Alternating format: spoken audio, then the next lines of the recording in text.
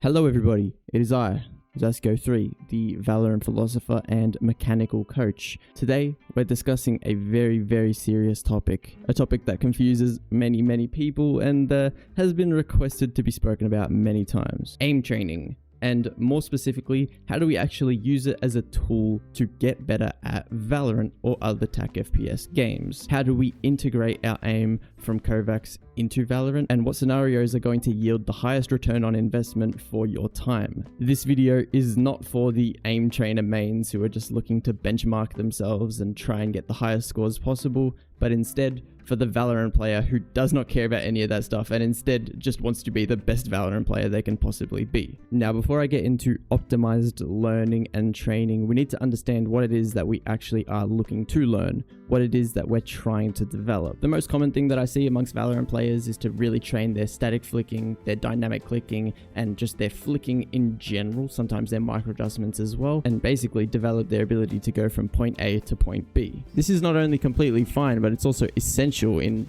clicking things in Valorant. We've got to be able to go from point A to point B. But the thing that people don't realize is that Valorant isn't a static scenario, but rather a reactive scenario where we have no information, we don't know where the target's going to appear, and then we've got a limited amount of time before we get shot in the face. This is why you might be perfectly capable of shooting targets in the range or in your static scenarios, but then when it comes to comp, suddenly you're insta-flicking, shooting before you're on the target, and your static technique just goes out the window completely. So long story short, the first way to better integrate our Kovacs aim into our Valorant gameplay is by understanding the importance of reactive training. You need to deprive yourself of information and then train your brain to be able to apply the correct aiming technique despite being caught off guard. This concept is called aiming discipline. If in comp you find yourself shooting before the target or insta-committing or anything like that and over-flicking and it's just really messy, chances are you do lack aiming discipline. At the end of the day, if you were to peek into this angle, look how easy of a shot that is. In your Kovacs aim trainer, you click this every single day of the week. Just go from point A to point B, right? But of course, when you're in a Valorant comp, for some reason that doesn't happen. Reactivity. You need to teach your brain to handle being caught off guard and to only ever react with the correct aiming technique. That way you increase your consistency and obviously you stop insta-shooting and committing to fights that you know you shouldn't. How we actually train our reactivity in the most effective way possible, I'll get to that shortly. But moving on, if you're a player that can flick really well and you do hit the first shot pretty often, but then when you don't hit the first shot, the fight's pretty much over because the enemy starts strafing and you just can't seem to keep up with them, then you've got a weakness in your movement reading, active aiming, stability, and mouse control. This is extremely common in people who don't aim train at all, just smash the range heaps, and then also don't really play much TDM and DM outside of their comp. Basically, they just play the 30 bots and they only learn to flick, they only learn to hit the first target.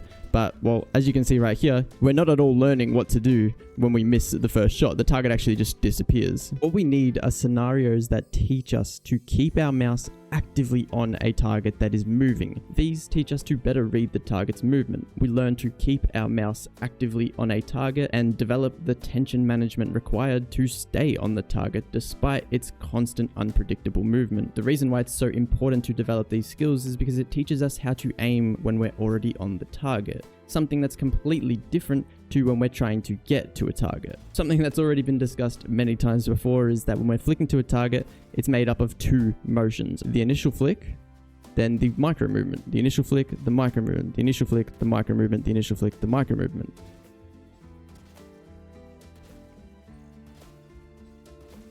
What you'll notice though is that as I flick, you can't really see the two motions, and the reason for that is because I drop my tension in the second half of the flick so that I'm really like smooth and flowy going into my micro adjustment, which is extremely important. A great experiment for you to try to get my point across is just grab your mouse harder and just try and like micro adjust, right?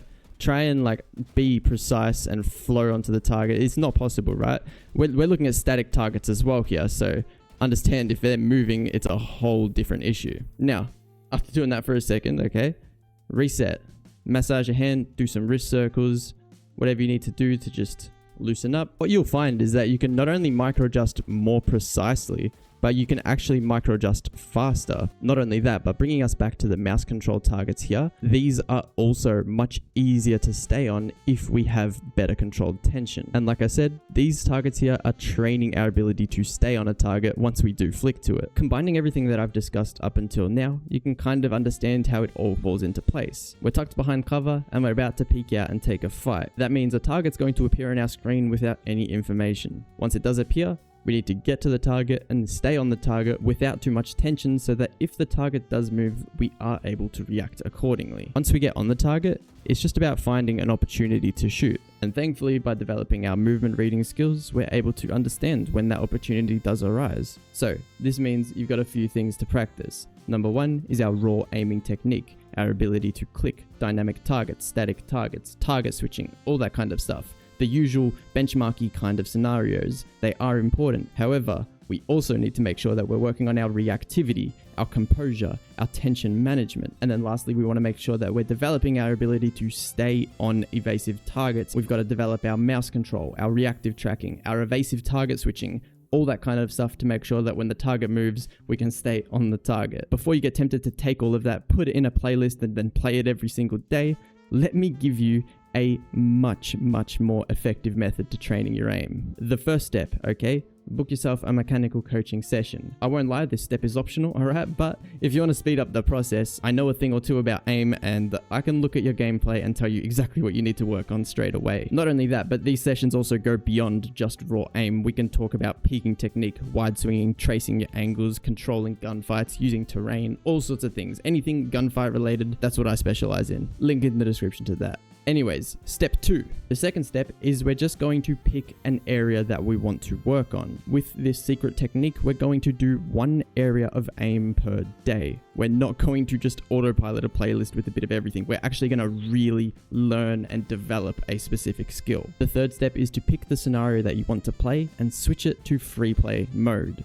Why? Because we're going to make use of this free play manager. In the top right hand corner of the screen, you've got the clock. If you don't have the clock turned on, turn on the clock. That's step 3.5. The second number goes up only when we're aim training. When I pause it, the clock goes up, but the aim training time doesn't.